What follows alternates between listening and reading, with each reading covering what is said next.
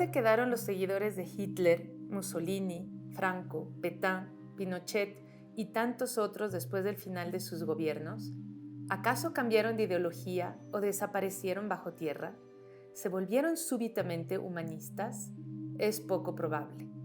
Lo más seguro es que hayan permanecido en silencio, compartiendo entre ellos algún suspiro de nostalgia y transmitiendo soterradamente su manera de pensar a las nuevas generaciones. El fascismo nunca murió. Solo ha vivido oculto a lo largo de décadas, recuperando fuerzas y adaptándose a los nuevos tiempos. ¿En qué consiste exactamente esta ideología? Tanto Umberto Eco como Norberto Bobbio coinciden en que resulta difícil definir este movimiento, pues es cambiante, movedizo y adopta caras muy distintas. Lo más que podemos hacer es reconocer características comunes, entre ellas la invención de un enemigo imaginario como estrategia de cohesión, el empleo de una propaganda que no apela a la razón sino a emociones primarias como el miedo y el instinto de supervivencia, pero también una vigilancia constante por parte del Estado.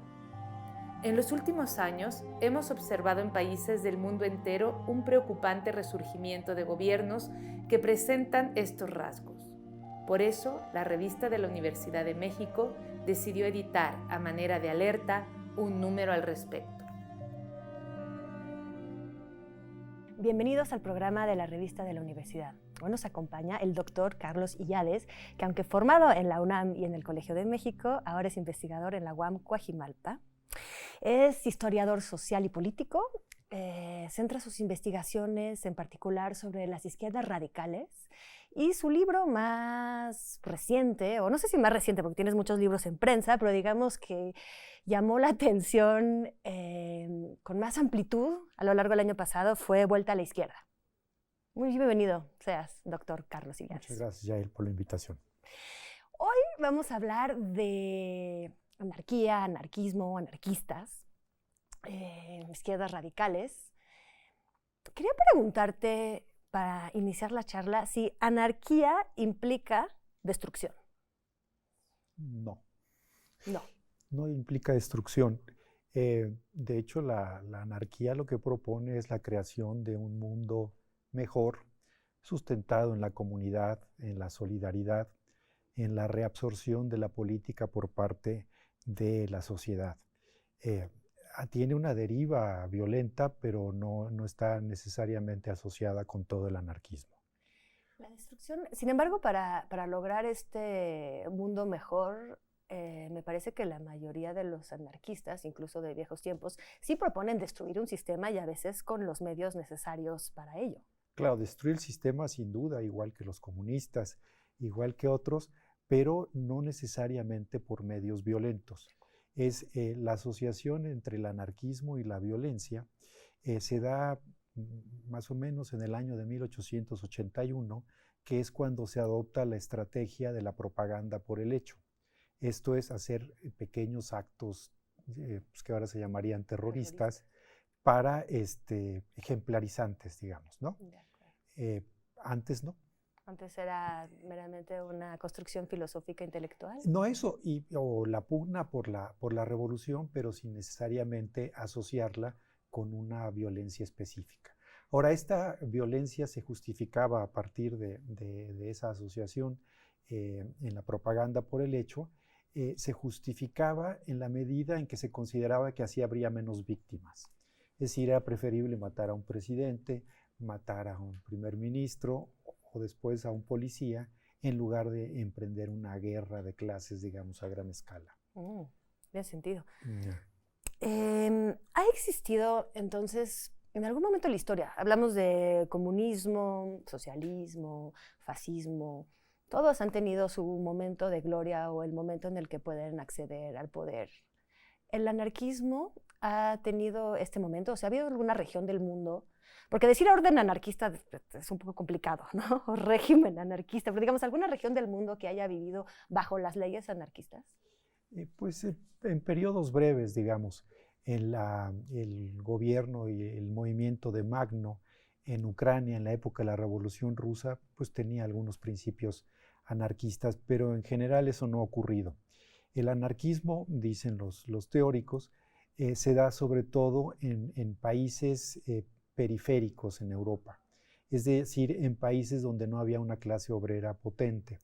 La clase obrera potente pues era la que se llevaban los socialdemócratas y los comunistas, los socialdemócratas en mayor medida. Entonces era en países que tenían una base agraria más importante: Rusia, Grecia, España, Italia. Me imaginaba yo que también el anarquismo se queda entonces como una cierta fuerza que va en contra de los poderes establecidos. Si tomamos un poco lo que dijo Faux, teórico anarquista, cualquiera que niegue la autoridad y la lucha contra ella es un anarquista. Claro. Así lo ponía él. Entonces, si tomamos esta definición, o por lo menos esta manera de decir, quizás tratar de definir qué es un anarquista, cualquiera que niega la autoridad y lucha contra ella, pues es bastante complicado lograr establecer cualquier tipo de régimen. Se va a ser siempre una fuerza interna contraria. Claro. ¿No? Sí, es que el anarquismo es varias cosas. Lo podríamos pensar como pues, una ideología política, como un movimiento social, es una cultura, está muy asociada a la lectura, a la colectiva, a los grupos, y es un ethos. En la medida en que es un ethos, pues el ethos anarquista pues, existió en el siglo XIX y existe en el siglo XXI, precisamente por lo que acabas de decir. Entonces, un poco sería como una reacción a los poderes fácticos. O sea, en esto tiene algo muy de las ciencias duras, ¿no? Algo muy de la física, que dice que a toda acción hay una reacción, ¿no? Contraria, ¿no? Con misma fuerza. En el artículo, más bien en la entrevista que se publicó en el número presente de la revista sobre fascismo, platicas con Carlos Bravo Regidor y plantean ustedes que quizá el comunismo, como sabemos, surge sobre todo en países muy oprimidos por monarquías, ¿no? Por por estos poderes del antiguo régimen, ¿no? Surge como una reacción a eso. El fascismo muchas veces es presentado, digamos, con esta simplificación que necesitamos para comprender la historia muy a grandes rasgos, como una reacción a la amenaza comunista. En cierto modo, ustedes plantean que ahora el anarquismo es quizás lo que se podría reaccionar a un fascismo que vuelve a surgir. Es lo que está ocurriendo en Europa. O sea, por ejemplo, en Grecia, pues la derecha, fascista, como se llama Alborada Dorada, por ejemplo, pues con quien se enfrenta es con los anarquistas. Si hubiéramos hablado de otra época de los 20, serían los fascistas o los nacionalsocialistas versus los anarquistas. Perdón, los comunistas, ahora es versus los anarquistas. Porque el comunismo, pues evidentemente, al menos en el tiempo actual, no es una fuerza similar, digamos, a la del anarquismo.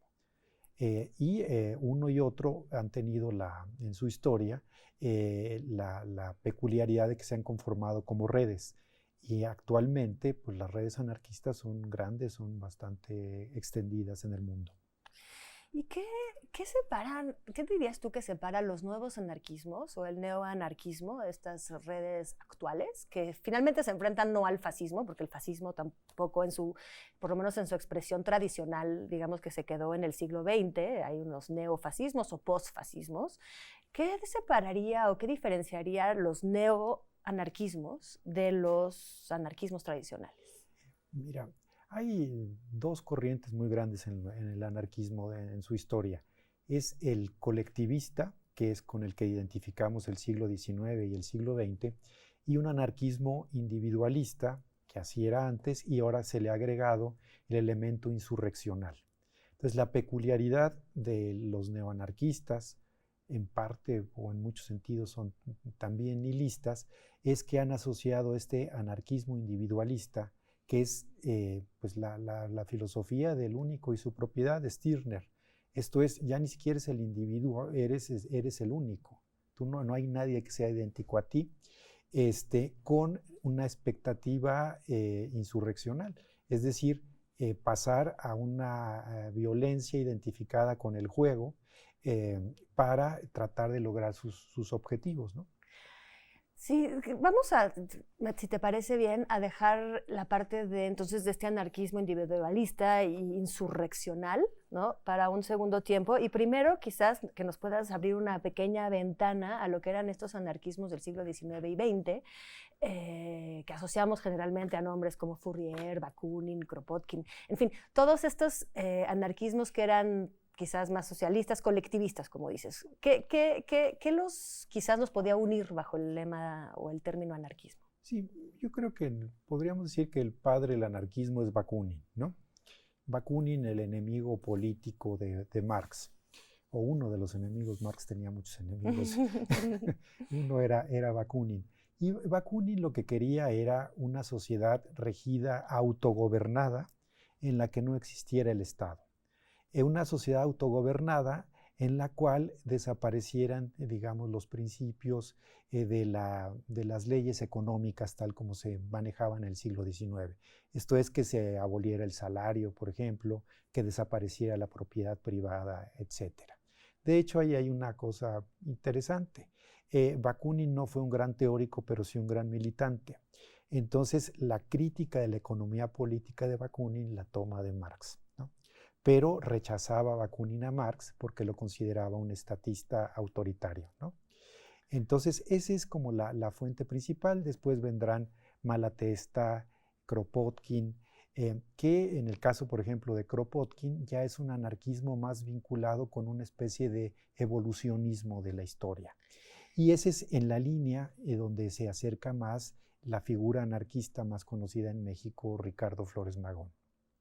Ricardo Flores Magón, que en un inicio más bien se alineó con cierto liberalismo, con los liberalistas del siglo XIX, con estas ideas. Sí, pues de hecho así se llama su partido.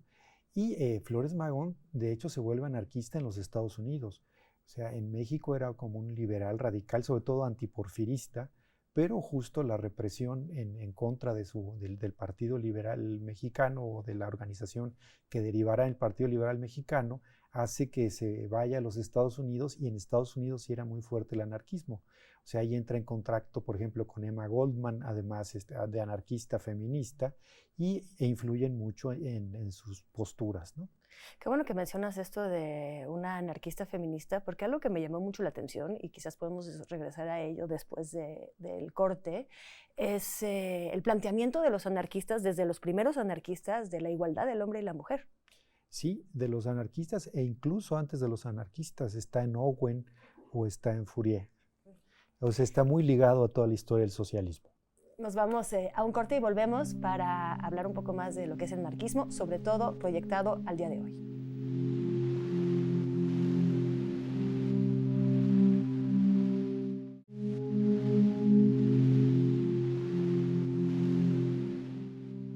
Estamos de vuelta con Carlos Illades hablando de anarquismo. Antes del corte mencionamos rápidamente el rasgo quizás de feminismo, o por lo menos de igualdad de géneros, que tiene el anarquismo desde sus raíces, algo bastante contemporáneo, y creo que nos puede traer a algo que por lo menos sigue, una lucha que sigue en pie, y nos puede traer quizás a la lucha que sigue en pie de los anarquistas, pero que ahora son neoanarquistas. Lo mencionamos hace rato. ¿Qué es el neoanarquismo, o quiénes son los anarquistas de hoy? Los anarquistas de hoy, al menos los más visibles, entre comillas, porque están encapuchados, pero bueno, detectables, asocian el anarquismo individualista con una perspectiva insurreccional. Pero, a ver, de entrada, ¿por qué encapuchados? ¿Es ilegal ser anarquista? No, no es ilegal. E incluso es una forma, digamos, de presentarse que les da una identidad y que les ayuda, digamos, a no ser detectados, ¿no? Y esto está asociado no solo a la identidad, sino a su perspectiva insurreccional. O sea, los llamados neoanarquistas o anarquistas insurreccionales, pues lo que aspiran es a acabar con la civilización del capital. Y pues lo hacen mediante acciones pues, violentas, o digo, no radicalmente violentas, pero espectaculares, por llamarlo de alguna manera, ¿no? El recurso del fuego, el recurso de destruir cosas, etc. Pero no es una destrucción simplemente por un afán de romper. O sea, es la idea de que se va ganando terreno a la civilización del capital, destruyendo sus símbolos. Pues por eso escogen un Starbucks o cosas así, ¿no? De acuerdo, simbólico. O sea, no basta con encapucharse y ponerse a destruir algo en una manifestación para ser anarquista. Exacto, no todo encapuchado que rompe cosas es un anarquista. De acuerdo. Tiene que haber cierta ideología y hay cierta unión, o sea, si hay una red, o sea, tú no tienes que pertenecer a cierta célula anarquista para poder entonces ser. Eso es muy interesante. De hecho, no existen las células anarquistas Okay. de estos grupos, a diferencia de los antiguos. Esto es, como es un anarquismo individualista, funciona a partir de la red. Entonces, digamos, yo no te conozco a ti, tú estás encapuchada, yo estoy encapuchado, y decidimos, porque nos encontramos aquí, que vamos a romper la cámara que tenemos enfrente, porque representa la opresión, etcétera, etcétera. Entonces, no, las asociaciones son por cada evento. Entonces, eso permite, por un lado, de que se vayan conformando siempre grupos distintos. Por otro lado, dificulta la posibilidad de que sean detectados. Y, en tercer lugar, es una expresión, digamos, de la libertad y de la individualidad. Nos asociamos, nos podemos asociar muchas veces, pero siempre y cuando haya una acción de por medio. Es una revisión, digamos, de estas estrategias de células, etcétera, más vinculadas al comunismo o al antiguo anarquismo, porque los neoanarquistas o anarquistas insurreccionales lo que piensan es que antes había como la pretensión de construir ejércitos y sobre todo la violencia cuando fue de los comunistas.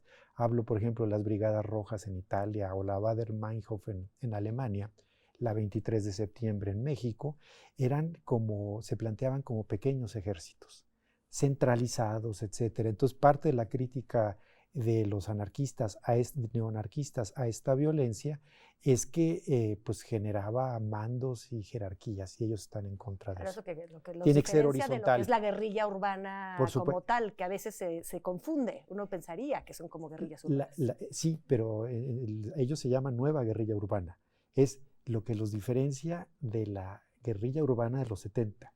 Ellos reivindican una nueva guerrilla urbana. De hecho, hay un himno que son los neoanarquistas chilenos, que lo puedes encontrar en la red, que es de cómo tomar la calle. De cómo tomar, lo voy a buscar, el himno chileno del anarquismo.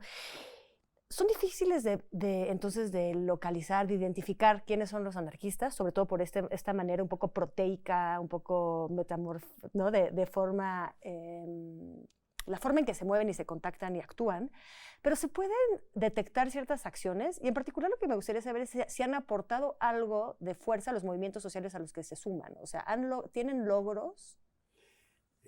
Ahí depende del lado que lo quieras ver. Okay. O sea, desde el lado de los grupos mayoritarios en los movimientos sociales, ellos atribuyen a los neoanarquistas, en su versión, digamos, encapuchados, que propician la represión estatal. La perspectiva de los anarquistas es distinta. Ellos creen o consideran que protegen a la multitud de la violencia estatal. Ahora, ellos los hemos visto más en las manifestaciones, pero hay actos ya de México de unos 15 años para acá que puedes identificar como acciones de ellos. Por ejemplo, a veces pues un petardo en un cajero de un banco, en alguna iglesia, alguna carta al ex procurador Mancera o a Norberto Rivera, etcétera. Una carta explosiva, ninguna explotó, por cierto. Bueno, hubieron cartas explosivas en el 68 también, o sea, y el Luna Bomber en Estados Unidos en los 90, digamos que... Lo del Luna Bomber es muy interesante. Mira, porque... Bueno, explícanos nada más quién es el Luna Bomber, porque vamos a ir a hablar tú y yo y quizás no nos siguen. Claro. O sea, Ted Kaczynski, pues era un matemático pues un hombre muy brillante, pero pues que prefirió, en lugar de hacer una carrera universitaria, que empezó. Que empezó, ¿no? Y con bastante éxito, pero era realmente, bueno, es todavía un hombre de una inteligencia notable, decidió, digamos, emprender una crítica radical de la civilización. Y pues era una especie de vuelta a la naturaleza y rechazando, digamos, la civilización del capital, sobre todo en su versión tecnológica, porque para él destruía no solo la naturaleza, sino lo humano. Él es muy influyente ahora. Bueno, escribió su manifiesto en 1995, si no me equivoco, y ese ha sido retomado por algunos grupos. En México actualmente hay como dos bloques, no sé si exactamente todos se pudieran llamar anarquistas, porque los anarquistas dicen que los otros no son. Digamos, unos grupos articulados con los anarquistas griegos o los anarquistas italianos, que pues lo que reivindican es una sociedad sin Estado, etcétera, autogestionaria. Y hay otra deriva radical, pero a veces van juntos, pero no son exactamente los mismos, que son igual de fuertes o quizás hasta un poco más, son varios grupos, que son grupos ecologistas. Y esos grupos ecologistas, si tú ves sus documentos, pues el Frente de Liberación Animal, hay un Frente de Liberación de la Tierra, hay otro que se llama Individualidades Tendientes a lo Salvaje. Uno de esos es el que se subió a la estela de luz en el Yo Soy 132, que ellos, no solo a Luna Bomber, reivindican todas estas ideas, sobre todo de los 60, de la crítica a la civilización tecnológica.